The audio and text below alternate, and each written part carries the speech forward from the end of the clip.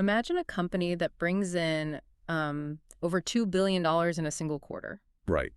It's a massive number. Yeah, and they're winning national awards for customer trust and, experiencing their best revenue growth in years. Sounds like a dream scenario for any investor. You would think so, right? Yeah. But now imagine that same company's stock has plummeted over 75% in just 12 months. Ouch. Yeah. Like, they are being booted from major stock indices, and their own executives are fleeing. It's completely wild. It really is. So, welcome to this deep dive.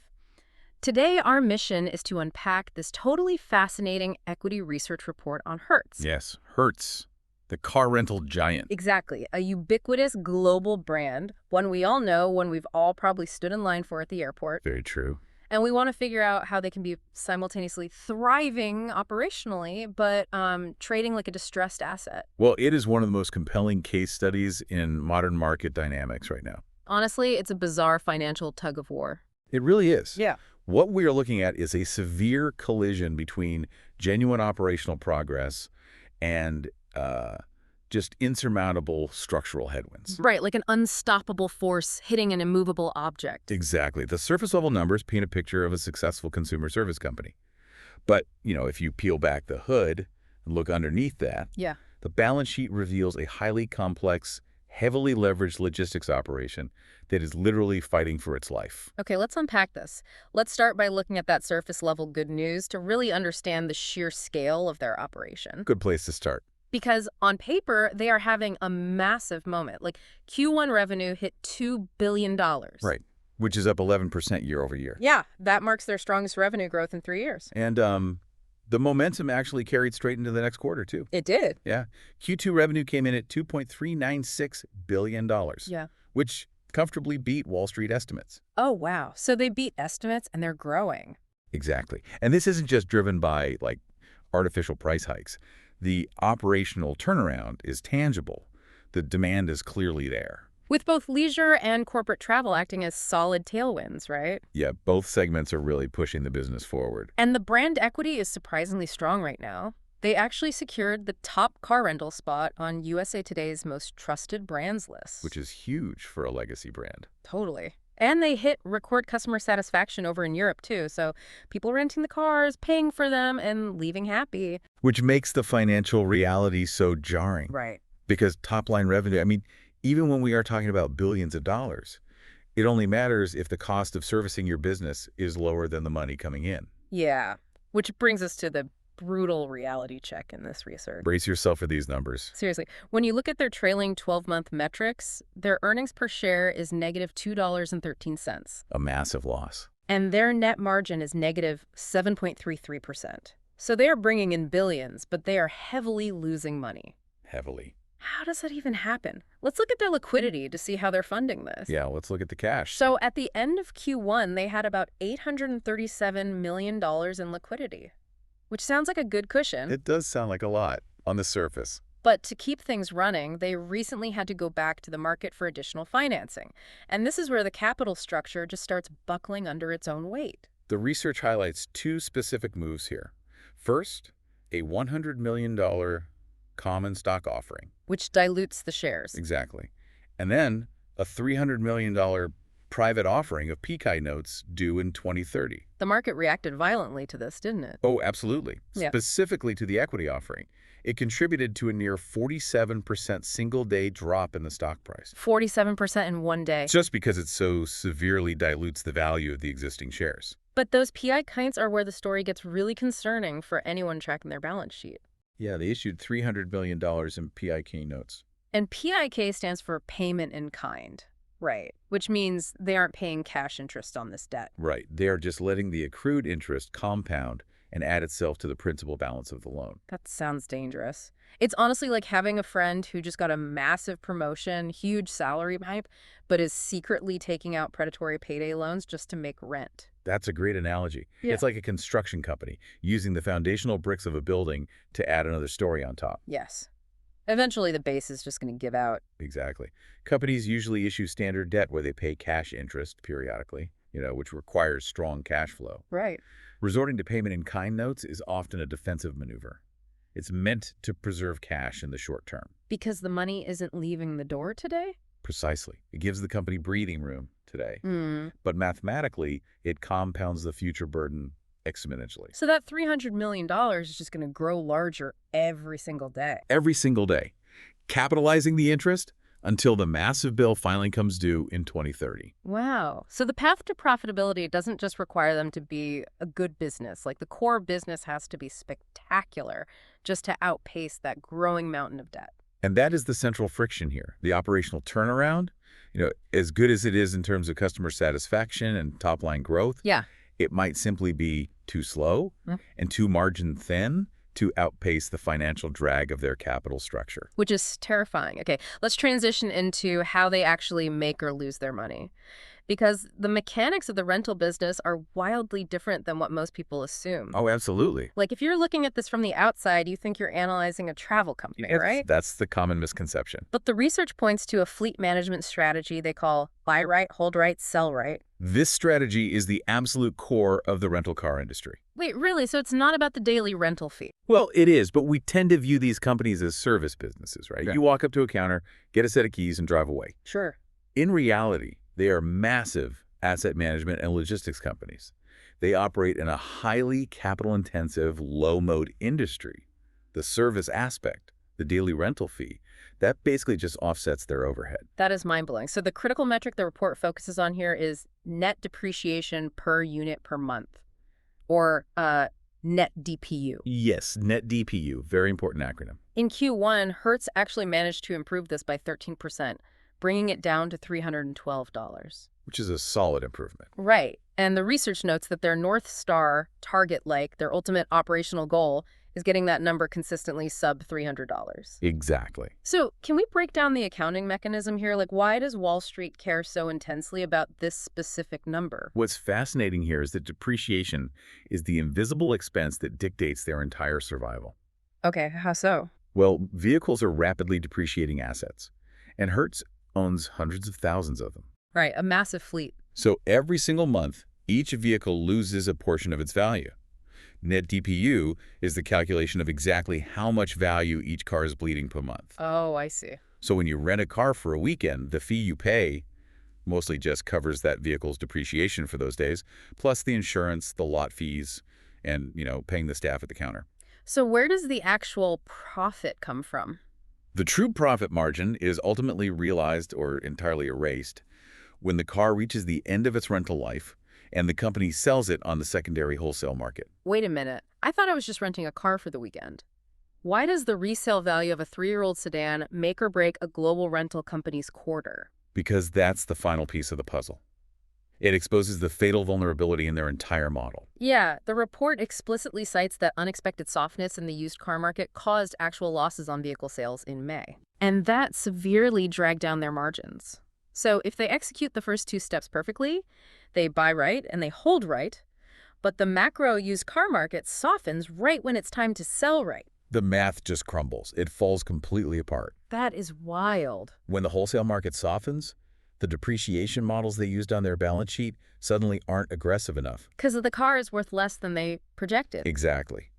The rental fees they collected over the life of the car might not cover that unexpected drop in its final resale value. Right. Because they are holding a massively leveraged portfolio of physical vehicles, a dip in the secondary market means they take a real cash write-down. They literally lose money when they dispose of the fleet. That has to be terrifying if you're holding this stock. It absolutely is. Because their entire North Star target, that sub $300 DPU, it relies heavily on a macroeconomic factor that management has zero control over. None.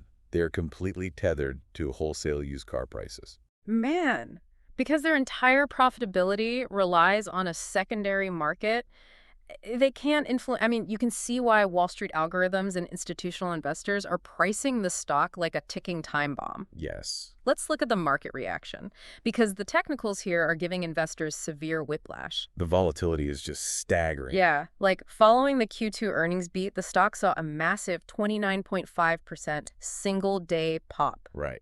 It closed at $2.02. And in isolation, that looks like a major victory.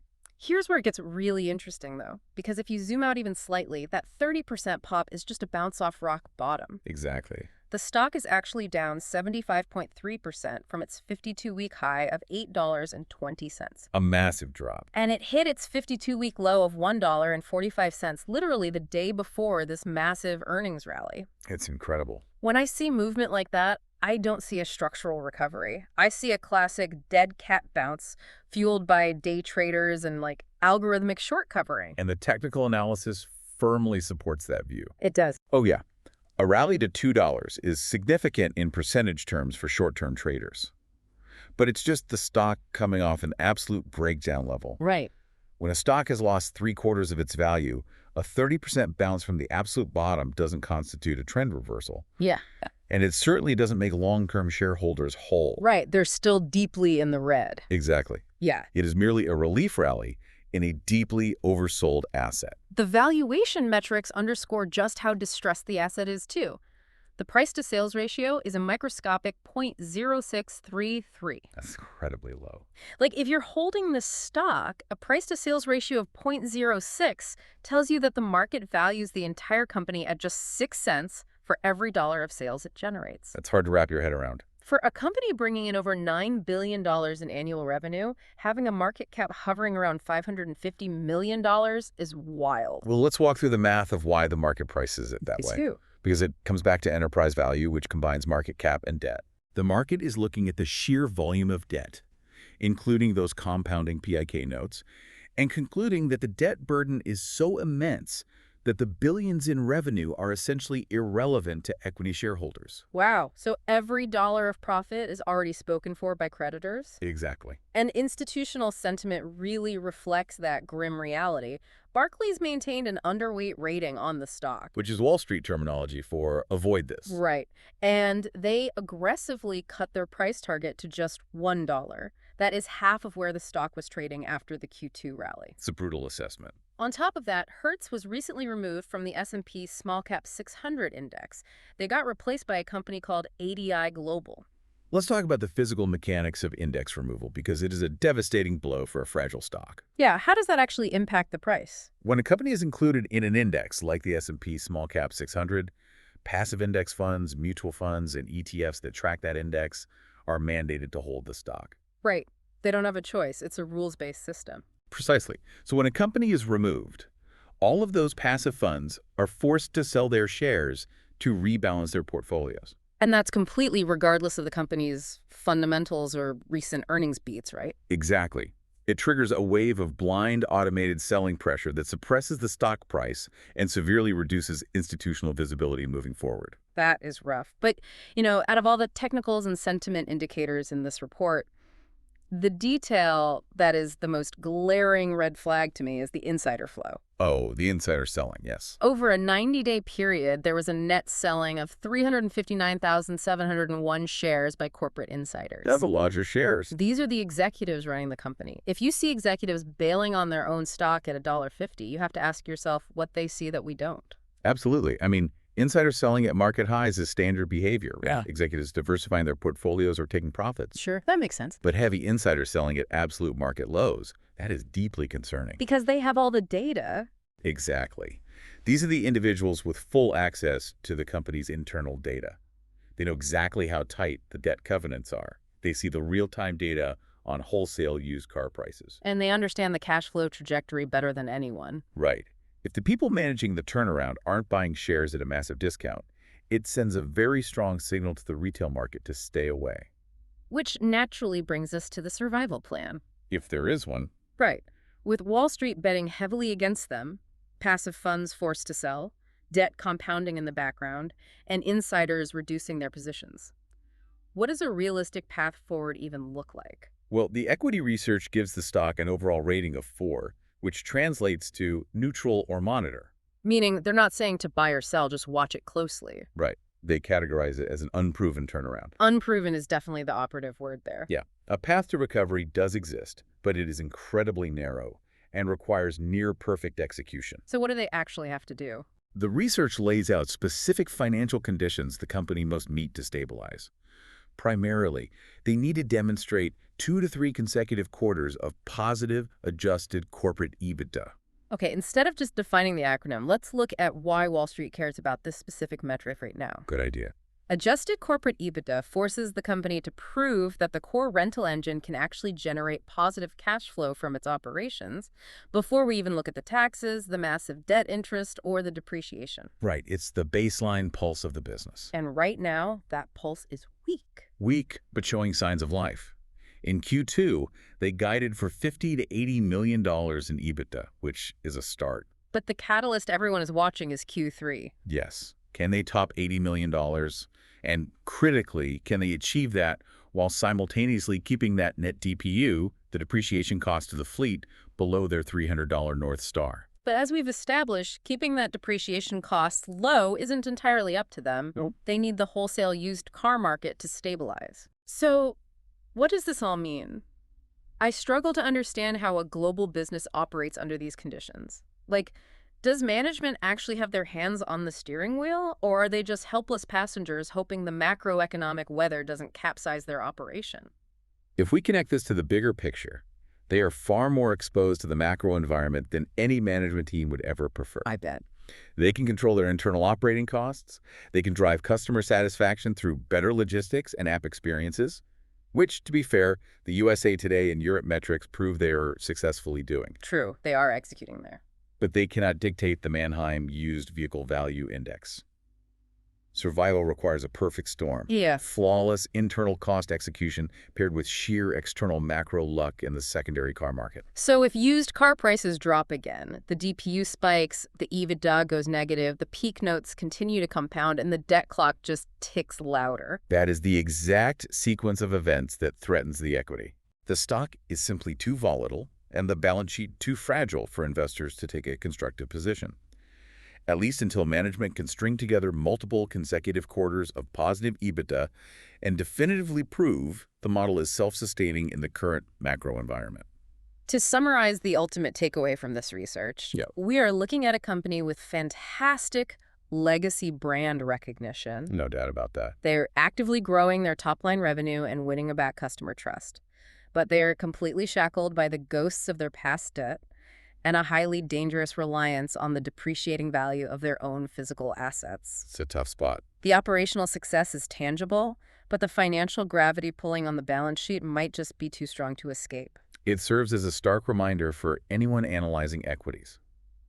Top-line revenue growth is vanity, but cash flow and balance sheet health are sanity. Absolutely. A great product does not automatically equal a great investment if the capital structure is fundamentally flawed.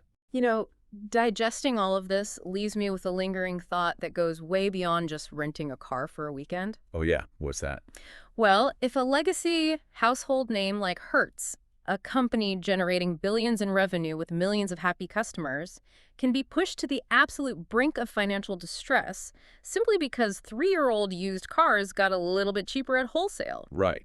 What does that say about other massive asset-heavy service companies we interact with every day? It's a profound perspective, really. We interact with brands assuming their core competency and their profit center is the service they are providing directly to us. Exactly. But this deep dive makes you wonder how many global blue-chip brands are secretly just real estate conglomerates or hardware liquidators in disguise. More than you'd think. Like how many companies are highly vulnerable to the secondary markets of the physical items they rely on, while we just think of them as a handy app on our phone. It really changes how you view a business model. It's like finding out your favorite restaurant, the one with the line out the door every night, only stays in business because they are secretly gambling on the resale value of their industrial ovens. That is a brilliant way to put it.